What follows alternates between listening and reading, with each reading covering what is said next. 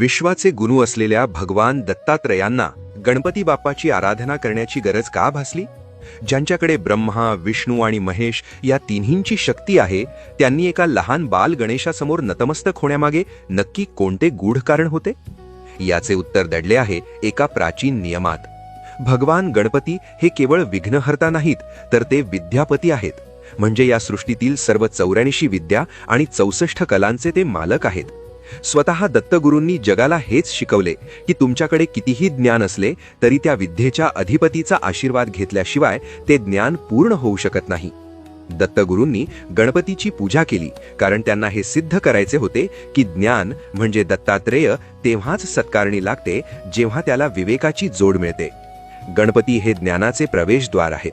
जोपर्यंत तुम्ही बुद्धीच्या देवतेला प्रसन्न करत नाही तोपर्यंत दत्तात्रेयांचे अथांग ज्ञान तुमच्या बुद्धीला शिवूच शकत नाही. म्हणूनच दत्त संप्रदायात कोणत्याही साधनेपूर्वी गणपतीचे नाव घेतले जाते.